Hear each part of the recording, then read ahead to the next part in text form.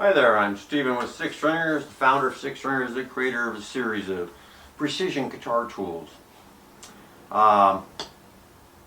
Today I'm introducing our SixStringers version of the nut and saddle sander device, and I'm going to point out that there are some key differences to how we do things versus how other people do things. I follow the two basic rules of engineering. Rule number one: engineering is not done until you have the fewest moving parts. Now, rule number two, the fewest parts. Looking at these, I thought they did a good job until I took a closer look. So I had a couple of issues with what's going on. They use bolts for the axles. Bolts are very poor precision, you know, in how they're round. They're not actually round, they're eccentric. And so using bolts for axles on something like this, you're going to get somewhere around 5/1000ths of an inch eccentricity, which means it's kind of bumping along. Now that may be fine on a skateboard, but 5/1000ths of an inch on a saddle or a nut is a lot. So we use actual shafts, and instead of bolts, these are so precise that they're pressed in, and then the bearing wheels are pressed onto the axle, and you're not getting them off. They're precision fit press, so you know this is true to roll. The other thing is springs. We don't have any springs. Oh, well, that's because instead of putting the screws through this side of this clamp, we put them through this side so that when you loosen the screw, it pushes open the clamp. You don't need springs to do that if you put the screws on the right side to do it for you. Right? The other thing, don't have any tick marks up here in these screws like the other guys, because you can't count screw turns to adjust the depth of cut on a saddle, for a very simple reason.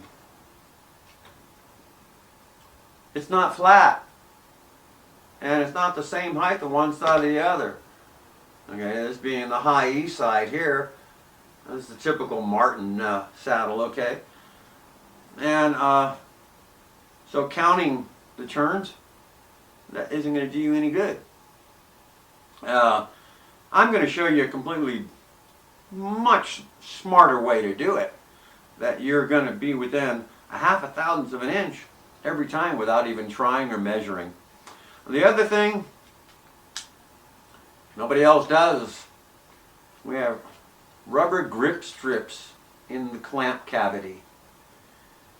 It's going to hold these things. There's no way it's going to slip, and you don't need to gorilla tighten the screws to make it really tight and secure. Nobody else uses rubber grip strips. I really don't get that. So now I'm going to bring the camera view in closer so you can actually see what I'm doing here.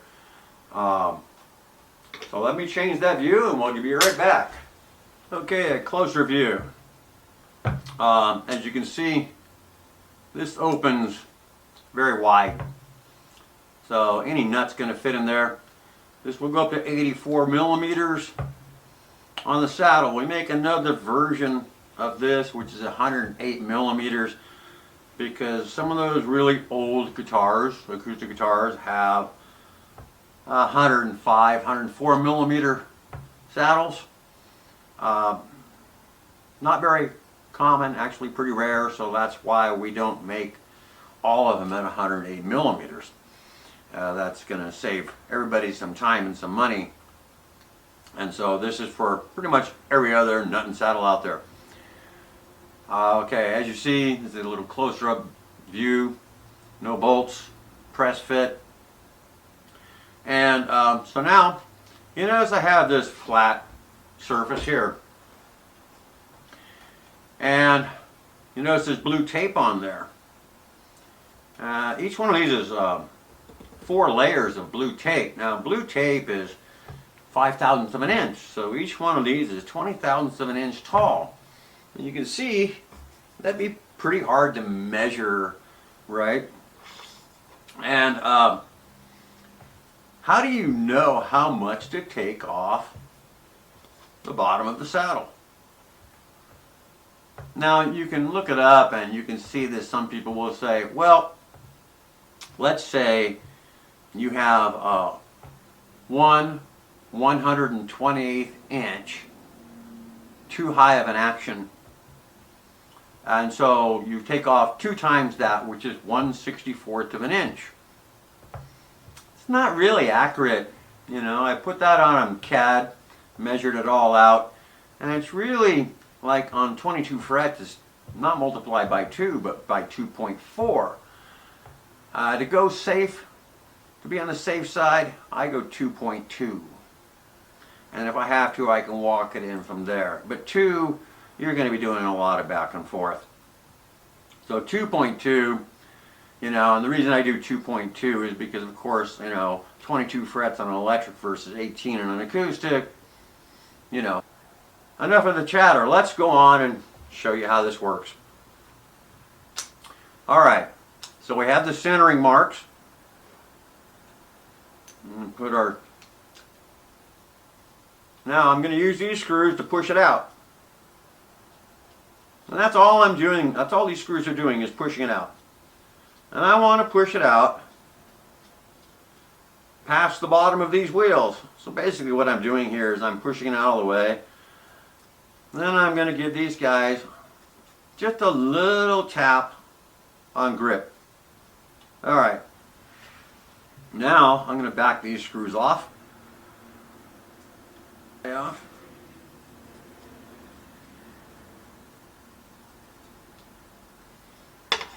going to put it on these stacks of tape. Mind you, I'm looking to take 20 thousandths off. That's 4 layers of blue tape.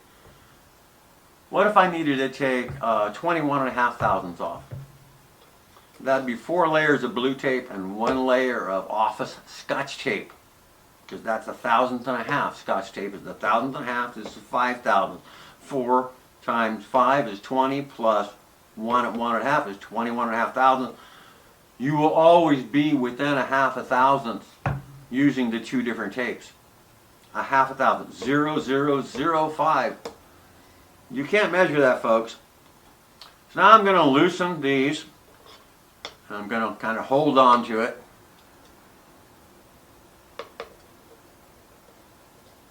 I'm not going to loosen it too crazy loose.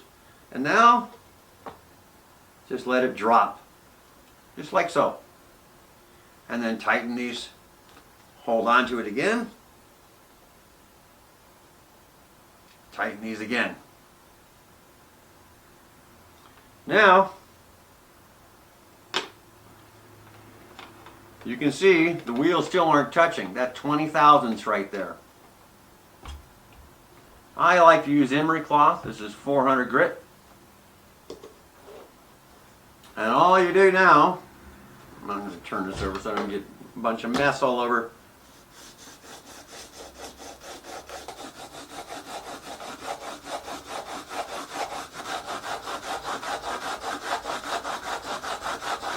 Alright, let's see if we're rolling here. Still not rolling.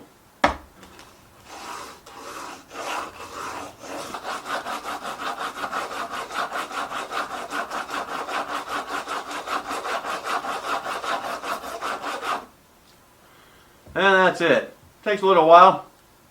Boy, that's right there. And then when you loosen the screws, it actually releases the clamp. But you can also just push the screws, see? Like so.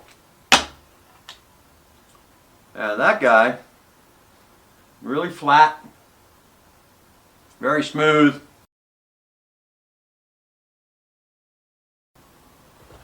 Well, there you have it. We make the better tool. I showed you the reasons why. And while we're at it, sometimes what will happen is you want, say for example, the high E side of the saddle to be a little lower. So instead of taking off the bottom evenly, you need to come at a bit of an angle. And you can calculate that very simply. You know, if you know the numbers, it's easy. Here we had 4 stacks of tape and 4 stacks of tape, right? So 20 thousandths and 20 thousandths. But let's say we only wanted 15 thousandths height. You know, we wanted this to be 5 thousandths shorter, basically. And that means taking off a layer of tape. So what that does is it takes that saddle, it goes like this. And so you're taking off more on this side. What you have to be careful of is make sure, okay, you can mark with a black marker or Sharpie. You can put over here, you know, H for high E and L for low E over here. And you, if you want to, you can mark on this as well on the top. You can put H and L because you want to make sure you don't get this thing turned around the wrong way. And then making the custom angle of sanding the bottom of the saddle or the nut is a piece of cake. The tape method doesn't require measuring the saddle and the tool, which is just like impossible to do because, you know, the wheels are here, this is there. How do you measure from there to there? And you sure can't count. Everybody says to do that. They're pulling your leg, okay? Can't be done. What I've showed you here is a surefire way. What I have here is the best tool in its class for the job to be done. 6 stringers. Thank you for watching the video. My name is Steven. Hope you give me a thumbs up. Hope you'll subscribe. On Reverb, 6-Stringer Store, and Etsy, 6-Stringer Store. May or may not sell it on Amazon. We'll see. Alright, thank you.